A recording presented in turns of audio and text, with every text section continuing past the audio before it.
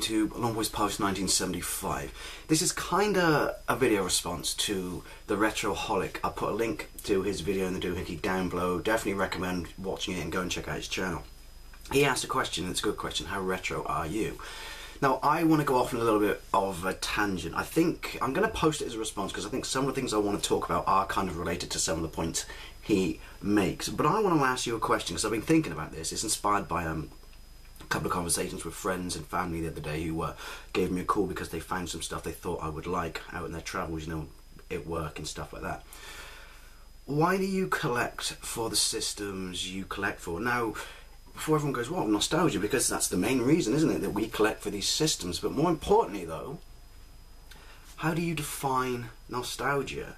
It's interesting. I'll get to that. So the reason I thought about asking this question is my brother and my friends frequently look for shit they think I might like, because they know that I like retro stuff and retro games out in the wild, and if they come across it, they will call me, you know, which is really awesome of them, and I really appreciate it. And they called me the other day, and I was like, dude, you gotta get your ass up here. I found a Vectrex, you know, and I'm like, oh, it's awesome. I don't really want one. And they were like, yeah, but why? It's a retro console. I went, well, yeah. And they go, but you've always said you thought it was an awesome console. Yeah, I do think it's an awesome console. I think it's an absolutely fantastic console. But I don't want one because I have no connection with it. You know, and this is what I mean about how do you define nostalgia. It goes a little bit deeper than whether you owned a system or you didn't, because I have systems that I never owned as a kid, but they still have a massive sense of nostalgia attached to it. I think the easiest way to explain this question is let's talk about some of the systems I own. My Mega Drive, the first sort of retro system I bought when I got back into sort of playing old school games. I bought it with the specific mind of re-piecing together the Japanese Mega Drive collection I had as a kid, because it's one of the most important gaming experiences of my childhood. So it is a system I owned. I have a European TurboGrafx. I never owned a European TurboGrafx, probably because they weren't on sort of mainstream release. But I did own an American TurboGrafx back in the day. I have a massive sense of nostalgia to that, but the nostalgia I have attached to that TurboGrafx, it died, which is why I bought the Power one. You know, the nostalgia I've attached to that is because it was the first time I went to America. That's where I picked it up in a used video game store in Boston. And, you know, it was the first time I went to the States. It was a family holiday. So, you know, I have a lot of nostalgia attached to it because of that. Is it necessarily gaming nostalgia? No.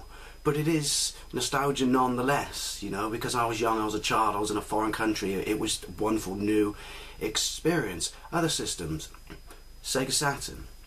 Never had a Sega Saturn as a kid. My older brother did, and the nostalgia I've attached to that is I had a PlayStation, and I am a fan of the Saturn, and you can call me a snob, but I think the PlayStation is a superior system. I think the Saturn is very, very underrated, but my nostalgia attached to that is it was my brother's, and I was not allowed to play it for love or money. So I used to creep into his room when he was at work, because he's older than I was. I think I was in college at the time.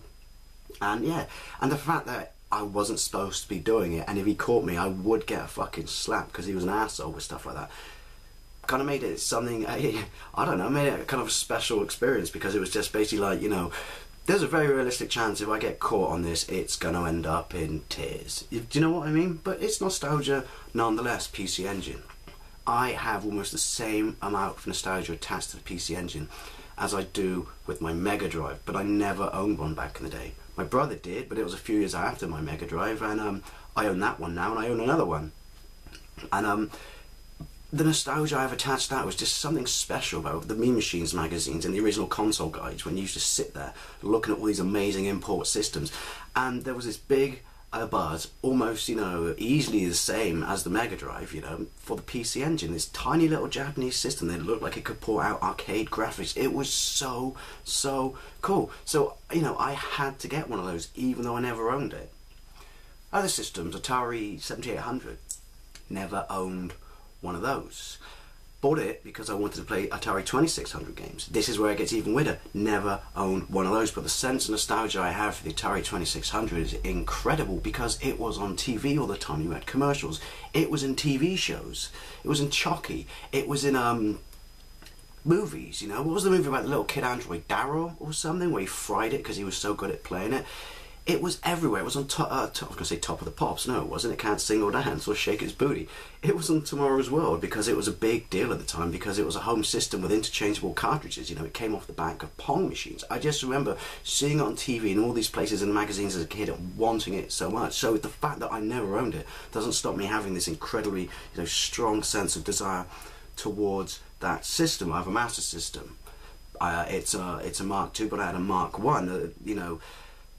The sense of nostalgia I have towards that is really, really strong, because it was the first system entirely my own, that I ever owned. What I'm trying to say is, I buy certain systems for a sense of nostalgia attached to it, but it's quite difficult to pin down what it is, because most people just sort of say, I want the systems I had as a kid, and as I've said, a lot of these ones I have aren't because of that. I don't buy a retro system because it's necessarily got an amazing library of games. I buy it because I have an emotional connection with it. And it may sound like I'm piling on a bit strong, but I generally do have a true emotional connection with it. So I think ultimately, I can't really see my console collection getting much bigger than it is, because there's only a few more machines that I can say I have the same connection with. A Super Famicom would be one. I have access to a SNES and I do play it, but I don't want a SNES. I want a Super Famicom, because it was a system I had after my Mega Drive, and I have very fond memories of that. And I think the only other system I have such a strong, sense of nostalgia towards it is the Neo Geo AES, because it was the holy grail of systems when I was a kid. Quite simply, it was just unaffordable, and that made it that much more desirable. So what I'm trying to say is, why do you own the retro systems you do, and how do you define the nostalgia for owning them? Thank you very much for watching, and I'll see you later.